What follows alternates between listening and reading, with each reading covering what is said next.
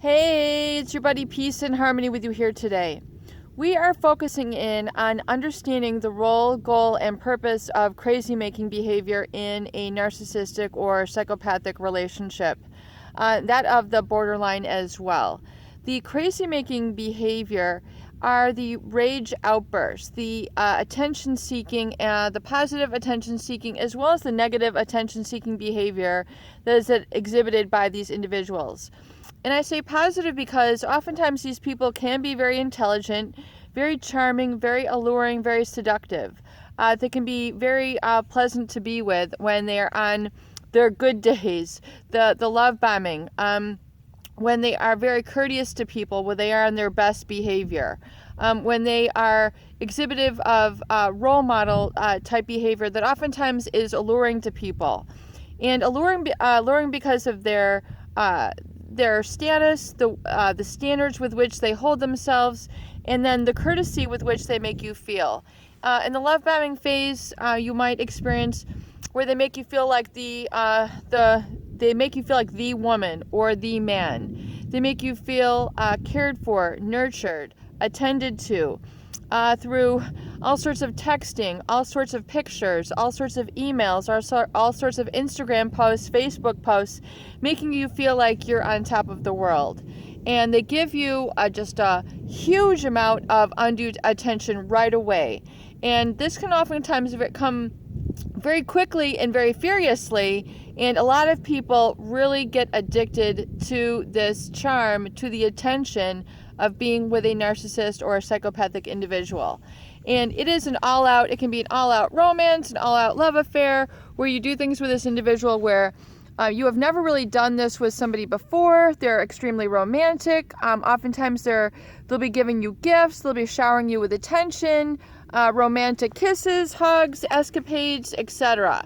And this is, of course, a very wonderful experience that you then anticipate that you would like to maintain and keep going, and you want the real deal. You want something that's real, genuine, long-lasting, and that you can be loyal to. And the crazy-making begins when they begin to take you for a tailspin. When they miss a couple texts, they start missing the emails, they're not on the dates, they're not there where they say they're going to be, they're coming in late, or all of a sudden they're completely distracted around you.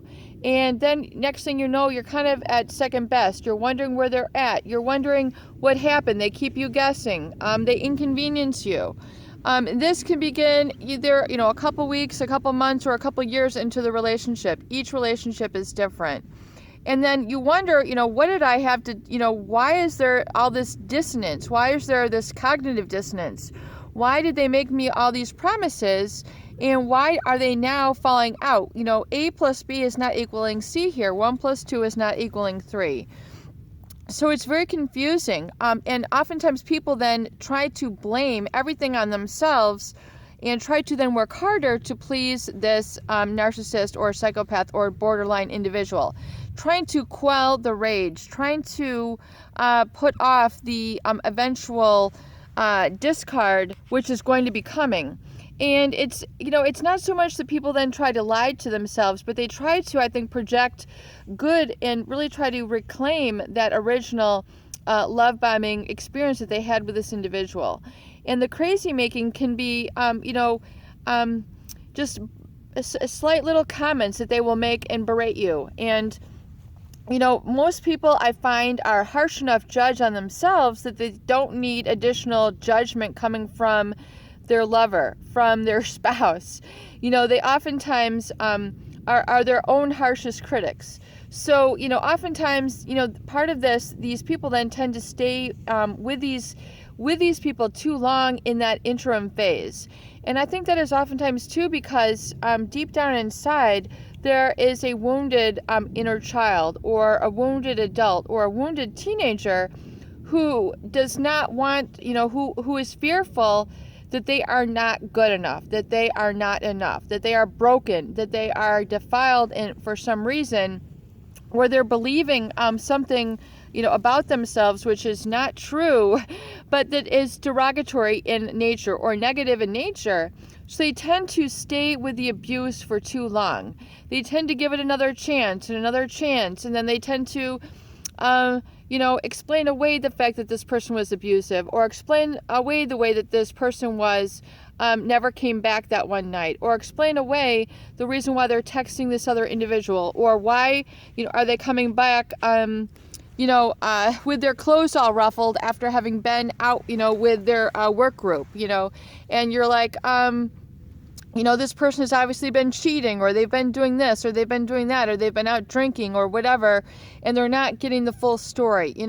The things start to break apart at the seams with these individuals. And this can begin the crazy making. And, where you say, a lot of people would say, that's it. I deserve the straight answer. I deserve to be treated better, and otherwise I'm out of here.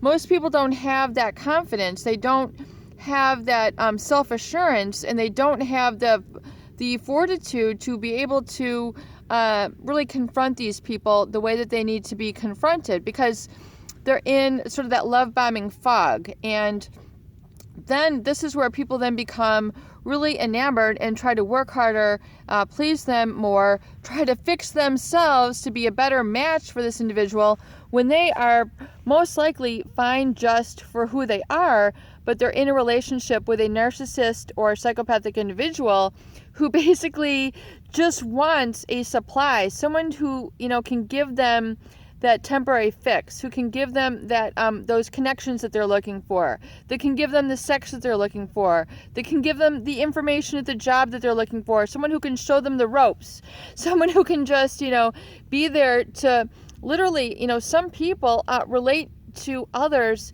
just by virtue of the status that this person will give them. Very strange. That is not my approach to life whatsoever. I mean, I work on my own merit. And, so I have this sort of self-reliance, feature.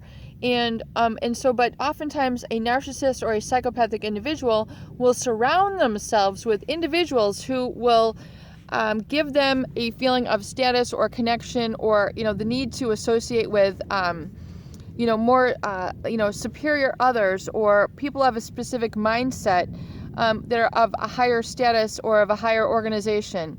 And I do understand that people, birds of a feather do flock together, but oftentimes it will not be a genuine connection. It's really just for the purpose of having a status companion. And it's not about, really caring for this person. It's more about the status, the connections, whatever it is, the stepping stone nature of the relationship. And, for a lot of people, they get very sick and tired of this life, this lifestyle, and the crazy making that ensues, where, you're second guessed, your feelings aren't validated, it doesn't matter, this doesn't matter, this doesn't matter. Everything is just sort of, a lot of excuses, a lot of turning the other cheek, a lot of looking the other way, a lot of, pathological lying. And especially with a psychopath, they're just trying to say, they will be very testy to see how much of the lies that you will take.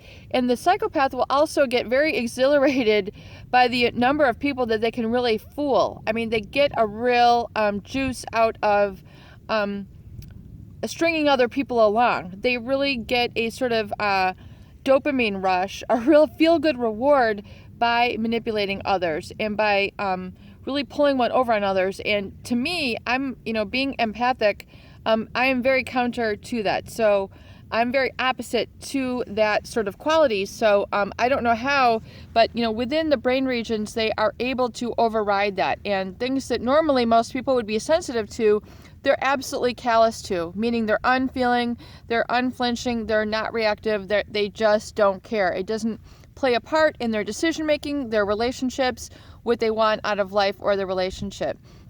So the crazy making can oftentimes, take up a lot of time in your life, where you're basically, in a very much of a struggle mode.